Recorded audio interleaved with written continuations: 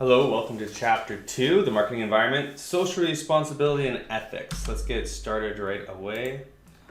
So the learning objectives for this chapter is that we're actually going to go back to Chapter 1 and review the marketing mix. Do you remember what the marketing mix is? We're going to talk about the marketing mix a lot in this class. So as soon as you hear marketing mix, it's a mix of different ways that you sell a product. And when you think about a mix, you got to start thinking about the 4 Ps. Okay, so we're just going to review the 4 Ps.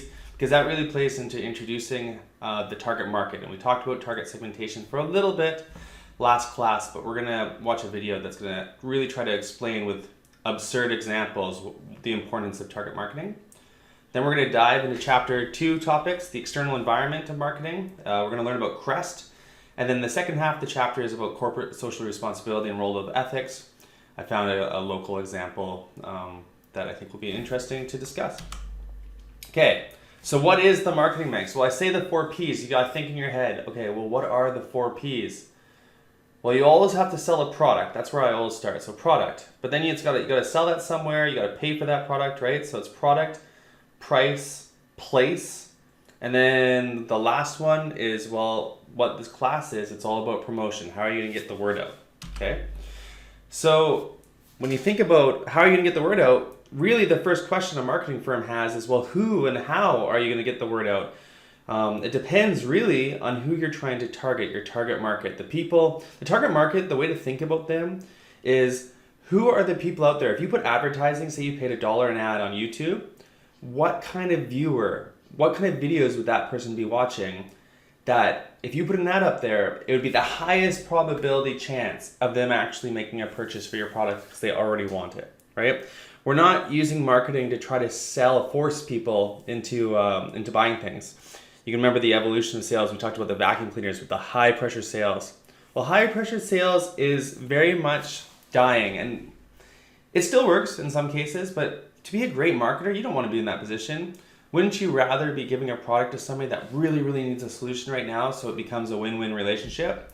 That's who we're looking for a target market. Or if we're working for an agency, that's the service that we're providing for most businesses. A lot of businesses, entrepreneurs, and even large corporations still miss the target market, and they haven't done the market research. They don't understand how important it is to attach the marketing mix to the target market.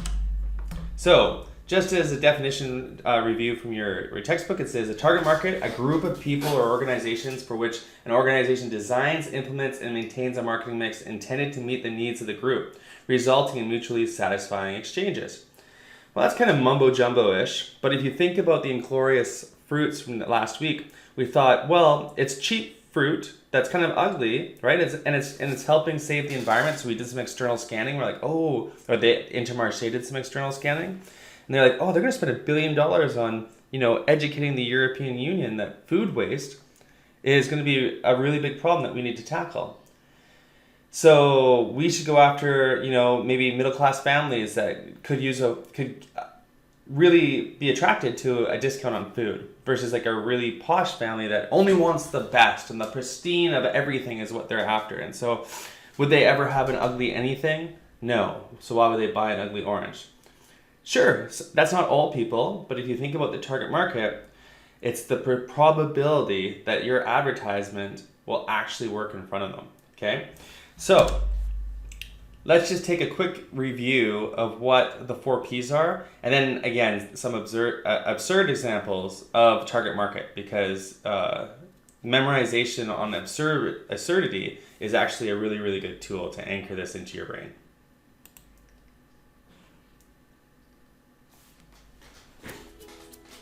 The marketing mix.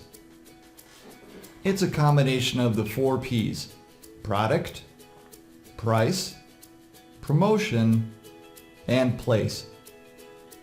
When we talk about product, we mean things like the quality of the product, the design, the packaging it's sold in, and the brand. Price not only refers to the retail price, but also any discounts. Do you accept payment plans? Are there any specific credit terms if the customer has to borrow money to buy your product? Promotion deals with any advertising. Personal selling. Are there salespeople? Public relations? Emails? Anything that gets the word out. Place. Do you have a retail location or a storefront? Do you deliver? Can the product be downloaded? Basically, all distribution methods. Let's say you want to sell hamburgers. Great, but first you need to know your target market. Who are you going to sell hamburgers to? Well, hello there. Your target market will affect your 4 Ps. In this case, you'll want a very high-end hamburger. Consider a product that features truffles, which are super expensive stinky mushrooms. Oh, that sounds delightful. You're going to have to charge a lot because your cost will be high. $25. A good promotion might be an advertisement in Fancy Pants magazine. And a perfect place to sell the hamburger would be at the Polo Club. Okay, but what if we have a different target market? What about this guy? Peace man. This marketing mix won't work for him. Consider a vegetarian burger. You won't be able to charge much. You may even have to loan him money. Thanks, dude. Including good karma fries will encourage him to spread the word. And selling them in a public park would be a good idea. Okay, but what about this target market? Arr! Again, we should adapt the marketing mix. He spends a lot of time at sea, so waterproof packaging would be a good idea. He doesn't have any cash, but has plenty of goats on board. Who doesn't love a free Viking helmet? Ooh. And you'll need to deliver. So there you have it. The 4 Ps make up the marketing mix. Product, price, promotion, and place. So even though those are 3 absurd examples, I think that putting on your marketing hat, every day you're out buying stuff. Well, maybe not during right now, but most times you're out buying things. And even if you're purchasing things online, start asking yourself when you see a product, well, what is this product and who are they trying to target? The reason that you can try to figure out who they're trying to target is you should be reverse engineering the price, the promotion, and the place. What kind of target market would this attract? And this will really help you when we start learning about buying personas and you try to create your own target markets. Sometimes you'll figure out that companies are making mistakes. So like I look at marketing now all the time and see, oh, wow, maybe they missed their target market a little bit. If they change their promotion, we can make it better this way. And that's really when you start becoming a marketer. That's how you become a professional. It's just by daily practice. Let's see if we can switch this slide over. We'll get that out of there. All right, let's get into chapter 2 concepts. So the first is the external environment. We touched a bit on the external environment last class. What does it have to do with marketing? Well, a lot has to do with the external environment because businesses are always pressured depending on these outside forces. And so we do something that's called environmental scanning. And that's basically being like, well, how is the environment for our product? So for example, if there was a catastrophe, like an airplane catastrophe, say an airplane crashed, or 9/11 happened. Well, if the airline industry was trying to decide if they're going to buy 10 new 747s to meet demand next year, they'd probably do some environmental scanning to figure out, well, it looks like air traffic is going to go down a lot. It's a morbid example, but it did, right? Or there's many different scenarios where air traffic is going down. I imagine you can think of some right now. So we need some tools to figure out a whole bunch of different elements that could externally affect our businesses or our marketing strategy going forward to make sure that our marketing is not half-baked, or the strategy is sound with at least the information that we can go and gather. There's many models to do this. We're going to learn about SWOT, which is an internal and external tool to evaluate, to do a situational analysis. But for external scanning, the CREST model is really, really great. And CREST is just an acronym for competition, regulatory, economic, social, and technological. So this gives you 5 kind of buckets that you can try to think about to come up with examples for what you should be checking out in the environment. So you can build a little chart like this, right? And then hit a brainstorm on each one of these. You know, what is the competitive landscape? Is it super competitive or are you new to the market? Regulatory. the rules every single time you run a business, especially in Canada, the United States, but anywhere, you have governmental rules that change the landscape of how you can market. Economic, are we having a recession? Are we having boom times? What's the overall idea? Social, things change. There's norms and policies that are really, really different.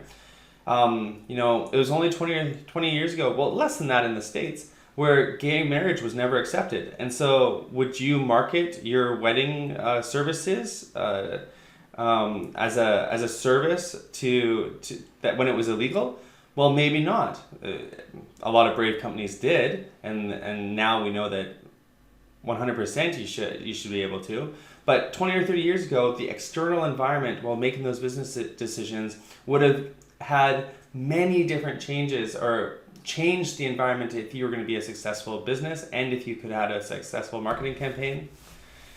And then last of all, technological. Right? If you have the greatest marketing campaign for typewriters, but then all of a sudden computers come out and they're going to wipe out your business, it doesn't matter how good your marketing campaign is. That technological innovation just killed your marketing campaign. There's nothing you can do about it. And so really you're using this tool to ask yourself questions to make sure that you're moving forward with a marketing plan that makes sense. Okay? So what kind of competitive forces? There is a tool that we use that is called Michael Porter's model, 5 Forces of Competition. It's very famous. He was a professor at Harvard. It's used over and over again. You'll use it in many different classes.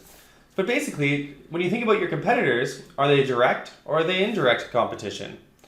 So a direct competitor is be like if you're a McDonald's, then A&W just down across the street from you is another fast food burger joint. It's a very similar product and they're targeting the same target market, right? So that's direct competition.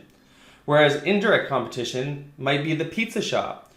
They don't sell hamburgers, but they're delivering on the same needs and wants. I'm hungry, I want something to eat, I want it fast and pretty affordable. Well, that's an indirect competition, right?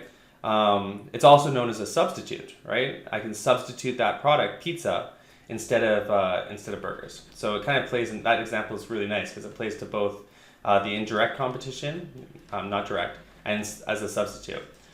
Are there new entrants? Sometimes there's a business idea that you have and you're wondering, well, is there somebody else that's servicing this? I think this reminds me of when escape rooms first came to Vancouver. If you don't know what an escape room is, just Google it really quickly. But basically, you get locked in a room and you have 45 minutes to escape. eXit was the first company to start in Vancouver. And so their marketing plan and their price and their marketing mix and their product and their promotion was very, very different than when now we have over like 50 escape rooms all over Vancouver. What are the suppliers? Does anybody have special deals? Do they have the market locked up? Right? Apple has got a ton of manufacturers that are only allowed to sell to Apple, which creates a more competitive landscape. And then buyers. How many buyers are there? Is there only one? Is it highly competitive or is there many, many buyers? So these are great questions to ask yourself while you're doing a competitive analysis within the CREST model. Remember, this is only the C. Okay? I'm going to move a little bit quicker because you'll get a lot of this when you're reading through your textbook as well. But regulatory, right? There's a lot of rules. We asked a question here, what is CASL? Basically, Google that. Oh, sorry. But this is the legislation that protects your inbox for your emails, so you can't spam anybody before. Before CASL was enacted, it was amazing as a marketer. You could go and pay a couple $100, get a couple million emails, and send them marketing advertisements straight to their inbox. Now, of course, none of us want that, right? But that was a great marketing campaign until the government changed the rules. And I got slapped with that when I was in my first business because we were spamming. It was very gray hat. There's black hat, white hat. White hat's legal, black hat's illegal. Gray hat's well, we don't really know what's in the middle. And if you send spam, you'll only be able to do it once before the year, or maybe the second time you're going to have your website shut down. So it's definitely not a marketing strategy, right? So the regulatory factors are really, really important. And then the next one, the T, is technological factors. What new technologies have impacted companies? What do companies need to consider technology in their environmental scan? Well, one thing that they need to consider is digital marketing, right? We went through that, what is the size of millions and billions? And we'll visit that next class, just to see the size of what billions of dollars are. Digital marketing is giant now. And did any of you guys know, like, just think about this now. I'll ask the question again next class, I'll write it down. How much money did Facebook make off revenue in the past 3 months? Don't go Google it, just think about it. You could Google it if you want, but we'll do a little bit of an exercise next class just to show you how technology definitely changes marketing outcomes. But it's not just that, it's also in the 4 Ps, it's the product. So it makes current products obsolete, which is the computers and the typewriter situation that we talked about. Okay, economic factors. How much money do you have? When does purchasing power increase? Well, purchasing power is easy. It's income minus your cost of living, okay? So if you have high income, you have more discretionary income. Now, you might not believe this, but students actually normally have a very high level of discretionary income. So you're targeted by a lot of marketing campaigns. It might not feel like it because you have debt and you're paying for, your student loans and everything like that, but on average, you have access to student loans. So it's however you look at it. Of course, very, very rich people have a lot more discretionary income. And how does a decrease in discretionary income impact marketing? Well, how would you look at that? Well, you have a tool to use that, to look at that. Well, let's think about the product, price, place, and promotion, right? If discretionary income is decreasing and people are being a little bit more tighter to their wallets, well, maybe we need to do a little bit more promotions, or maybe we need to have a little bit of a lower quality product so we can charge less, right? And, in that hamburger example, maybe we can get Inglorious fruit tomatoes. They taste the exact same, but we're getting them 30% cheaper. And then that's a clever way of being able to say that we're doing a sustainable based business and it's also more affordable and we're passing on those savings to you. So I could see us building a whole marketing campaign on how we are doing very, very creative hamburgers to make sure that we're passing on those savings to you during these hard times where discretionary income is low. This is the beautiful part about marketing, or what I love about marketing, is that it's one part science and data driven, and it's another part creative artistry. How can you create these wonderful messages and images that send your message that sells more products and really aligns your target market to your marketing mix? That's the very foundation of marketing, and you really need to understand the target market and what the marketing mix is. If you're listening to me right now and you're like, whoa, I don't 100% have those concepts, well, make sure you go back and read it in your textbook, or also go and see that video again at the start of this PowerPoint slide deck. Economic factors, inflation, recessions, if things are getting, if there's things that are happening externally where things are getting more and more expensive, or recession's happening, so you're having less and less discretionary income, that affects your ability to sell products, okay? And then basically because of the consumer's purchasing behavior, right? It slows, of course, and then during boom times, it increases. Last of all, I think we got through the CREST, is social factors, attitudes, values, lifestyles. And our attitudes and lifestyles change all the time, and they definitely influence our consumers, right? So we want to ask ourselves some very basic questions. Are these shifts in values or attitudes you need to take into an account? Do they affect your business in some way? And that's not always crystal clear. Sometimes you have to really sit down and think about it. And then is it going to impact your marketing strategy? Of course. Okay. We have one more on social factors. Of course, yeah. In every country, the average age, the race, the ethnicity, and the location, all really, really important factors, right? If we have a whole bunch of young people, that means we probably have a lot more families. And so if you're KFC, you're probably targeting those with buckets, family packs of chicken, right? Like that would be a different kind of promotion than you'd have if you were, let's say, had a whole bunch of population was mainly commuters that were going to single people that had no children and were going to work, right? Then you're going to have a totally different marketing mix depending on these factors. So CREST, wrapping up CREST, before we get into ethics, just wait, let me go back, is really, let me go all the way back, right? So using CREST, You have to understand competitive, regulatory, economic, social, and technological. For testing, you need to be able to know individual examples that you can put in here, because lots of the times we love to ask this question. We give you a case study and we go, hey, tell us what the environmental factors could play in your marketing plan. So this is a tool that you really have to understand. You're also going to use them in a lot of your future marketing classes. Okay? All right. Let's switch over to CSR and ethics. This is the second part of your chapter. CSR, of course, stands for corporate social responsibility. It's this idea that the evolution of the marketing mix is that we have to have a triple bottom line at some point as your company evolves. And that could be caring for the planet, it could be caring for people, and it's also making sure that it remains marketing. And marketing is creating value for an organization, but also capturing that value. So businesses have to be concerned with a triple bottom line, and it can actually become a unique selling proposition for them that gives them a competitive advantage. Locally, in Canada at least, MEC is an outdoor gear store. Well, how they approach corporate social responsibility, or one way is that they approach corporate responsibility, you might hear my friendly crow outside there, is that they have the 1% for the world. So 1% of their profits goes to buying land to save it as pristine wilderness. Well, when it comes to corporate social responsibility, it's a very good strategy to tie whatever you're going to spend on corporate social responsibility to your actual business model. And so in MEC's case, all of their gear needs to be used mainly in pristine wilderness, be it their ski gear, their camping gear, anything like that.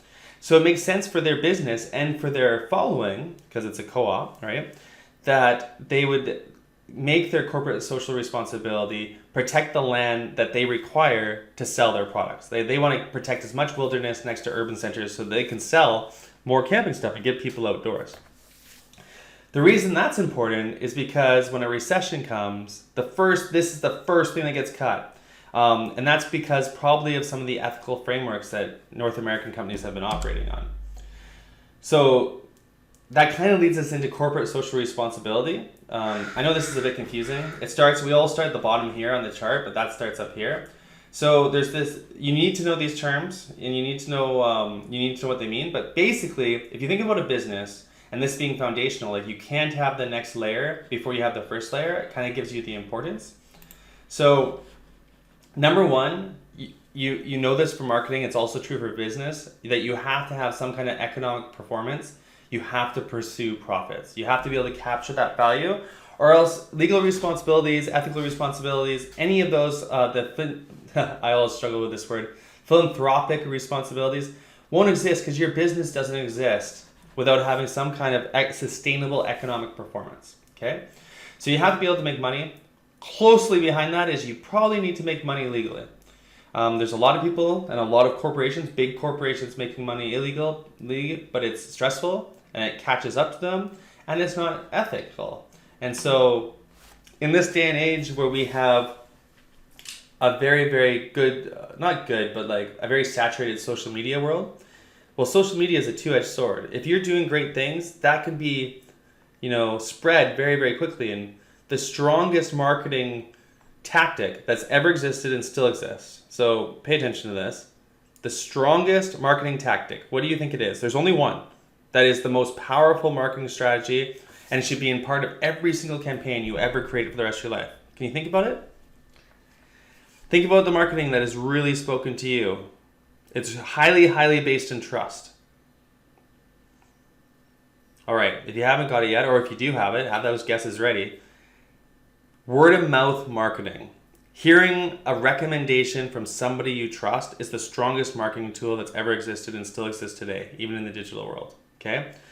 And so if you lose that trust, if you break that trust, that can spread very, very, very quickly around the planet, right? Your business can get shut down very, very quickly. So you need to make sure that that you're following the rules and trying to build your way up this ladder. So legal responsibilities, okay, you got to do that. And then ethical responsibilities. Now there's a couple different levels of ethics, and you'll read about that in your book. How I like to think about ethical responsibilities is well, there's three levels, but like it's the golden rule. Do unto others as you do unto yourself. And then a lot of people would say, oh, I'm always ethical. Well, are you always ethical? The majority of us aren't. The majority of us are ethical as long as we don't get caught doing something. So as long as we don't think that we can get caught doing something, we think it's ethical. So I'll give you an example, just in case you disagree with me. How many of you have ever downloaded a movie or some kind of digital file that you did not own?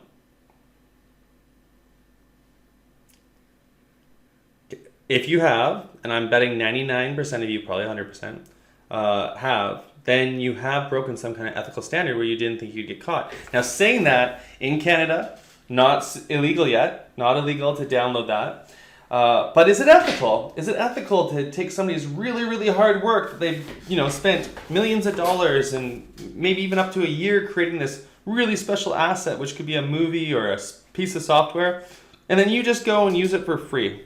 Are you being ethical? Well, we don't know. We don't know. I guess the thing to think about is that ethics is a really blurry line when you start thinking about it. And then last of all, if you can be ethically responsible, legally responsible, and economically perform, then philanthropic responsibilities. So as you get larger and larger, it's becoming more and more demanded. I wish it would go faster. That you also have to be really, with all those, the great power you have comes great responsibility. And you need to be helping the planet sustain itself, leaving it as a better place than how you found it, and providing for those people that haven't had as much luck as you. There's a good saying that I like, that every billionaire has been created because of policy failures, right? So you take Walmart. Does Walmart deserve billions and billions of dollars? Well, maybe they do, or have they just not been paying enough for the highways that they use for free, that the entire world pays for through taxes, right? It's an interesting question to ask yourself, because a lot of times if you think about that saying, every billionaire is created through a policy failure, it's usually because they're able to attract a lot of capital using loopholes in ways that they could use resources that they never really initially had to pay for.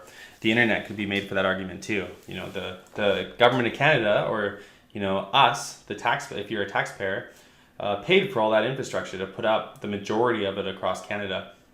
So companies that are internet companies and just going to use it for $100 a month, or maybe $1,000 a month if you have a corporate account, are they really holding up their responsibility, or was it, were they paying their fair share for all that infrastructure, or did they just find a way to use way more of it than the average person? A company that you might want to think about is Netflix. Netflix uses just a ton of bandwidth. Well, they never paid for all that bandwidth across the planet, but they're making hundreds of billions of dollars, right? Should we be charging them more? Well, at this point, we are not, but that might be a policy failure. So lots of interesting decisions, and what we're gonna finalize chapter 2 here with is just a couple examples. One more definition, I guess, which is called green marketing: the development and marketing of products designed to minimize negative effects on the physical environment. You can see a couple here with Tide. How now you can save the planet while you save money. So you can think about the price per promotion of this product. So they're saving money, and they're also going after environmentally conscious people. Fashionably thinner, the eco-shaped bottle with 15% less plastic. It's still a plastic bottle, right? So some people would say that green marketing is really just greenwashing. It's jumping onto a trend that pollution is cool these days, but at the same time, that bottle could be 15% more plastic, and so you gotta celebrate the small wins. This is a good story. You can Google it to find it. I have some pictures of it. But Ernest Ice Cream, a local ice cream shop, Uber approached them to have one of their initial marketing campaigns coming to Vancouver. Ernest Ice Cream has a really seriously good reputation about trying to make a better world, and they have quite a few locations here in Vancouver. Well, Uber was going to deliver free ice cream sandwiches if you went and ordered Uber Eats through Ernest Ice Cream. And Ernest Ice Cream just saw the dollars and was like, this is a great idea. Well, at the time, Uber had a misogynistic CEO. There was a lot of accusations that they were really stealing the money from their drivers, like giving them loans that while they were making good money to buy new cars, and then lowering the amount of money that they could make, but making them have to pay that loan. So they weren't just making money on rides, but also financing people these cars, probably people that couldn't afford them. And so Ernest Ice Cream, the customers, the target customers of Ernest Ice Cream and the target customers of Uber, you could say there's a lot of crossover for sure, but some have different values. And so, there's been customers that have been going back to Ernest Ice Cream over and over and over again. Well, they started to blow up, and Ernest Ice Cream recognized that their usership was not liking that they had partnered with Uber, and they actually very quickly made an apology very publicly. You can see Kelsey here. This is how to be a genuine business. Stay humble, be transparent, know when you've made a mistake, and own it. Because the first thing that they did in I think it was a Twitter post, is we made a mistake, and you can read through this, and they canceled that. It would have been a very, very profitable deal with Uber. So sometimes you got to think about the bigger picture. How is it going to affect your long-term environment? They were definitely worried about their most powerful marketing tactic that has ever existed. What is that tactic? Do you remember? WOM. It looks weird when you see it on paper. WOM. WOM. WOM. It's word of mouth marketing. So now maybe hopefully when you hear WOM, it'll anchor that into you, because you really need to remember everything that we talked about today. But definitely word of mouth marketing. You definitely want to know about product, price, place, and promotion, which is the marketing mix. When we think about a mix, we're mixing up those four to meet who? Well, our target market. Exactly. So from today, we did cover the target market and the 4 Ps.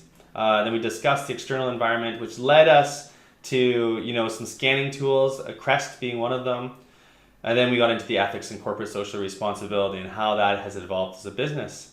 I hope that some of those lessons stick, and I really do hope that you also read the chapter before you watch these slides, so that this doubled back on it. And if you haven't yet, make sure that you do that before next class. All right, I will see you for chapter